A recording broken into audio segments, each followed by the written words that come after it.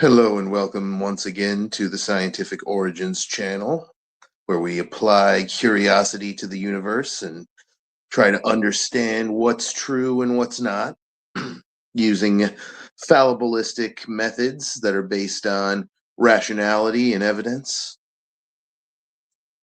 For the month of April, we're talking about faults in cognition, cognitive distortions, and rhetorical fallacies.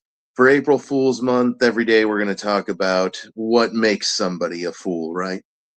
And the principle we're going to talk about today is a pivotal piece of the puzzle, the bullshit asymmetry principle, aka Brandolini's law. So basically, what this principle says is that it takes an order of magnitude greater to refute bullshit than it does to produce bullshit. And there are many examples of this. I'm sure you've heard all kinds of examples yourself. The ones I'm most familiar with are the ones relevant to science denial and pseudoscience woo-woo bullshit. The woo-woo people love this one. So the way the bullshit asymmetry principle works is it takes somebody like 3 seconds just to spit out some claim they've heard before or even something they're just making up on the spot. So for instance, one you hear from evolution deniers is, oh, mutations are only ever detrimental. They only ever do harm. And it takes them 3 seconds to hear that and to absorb it and to regurgitate it. So you just have to see it on some Facebook post or hear it in some creationist YouTube video, and they have it, right?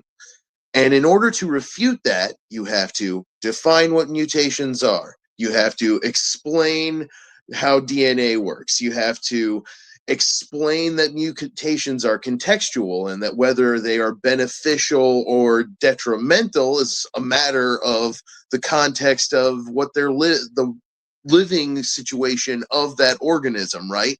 So for different populations, the same mutation, the same change in phenotype is going to be pivotal to one and fatal to the other, right? So for instance, if an organism changes to be a lighter or darker color, right? So for an organism that lives in the snow, this will become a pivotal mutation. That mutation will become fixed in the population in just a matter of generations. But for another population that lives in a forest environment, being white as the driven snow is a very detrimental mutation, right? They're going to be way more visible to predators. It's going to be harder for them to survive predation long enough to achieve reproductive success. So it takes a lot longer to explain that, right, than the 3 seconds it took to hear and then just regurgitate the claim. Oh, mutations are only, and even then I didn't really fully explain it, right? Like to fully explain it, you have to get into what the genome is and how codon bias works and all the other little minutia of it, like the fact that 80% of your genome is unconstrained, meaning it has no effect on your phenotype. So the way that you can counteract the bullshit asymmetry principle is to just have some basic idea of what you're talking about. Because honestly, most of the science denial out there can be refuted by like 8th grade level scientific awareness, 8th grade level literacy. And when you say the common retorts, like the people who believe in science denial are going to mock you. They're going to be like, oh, that's stupid. This guy only knows his middle school stuff. At which point you just remind them that's all you need to know why you're full of it. And that there's lots of people in the entire scientific community who can go way deeper than me. And they also say you're full of bullshit, right? So that's the bullshit asymmetry, Brandolini's law. That's how it works and how you can combat it.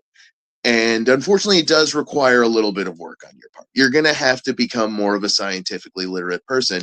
But bonus, hey, that's what my channel is for. Come watch my stuff.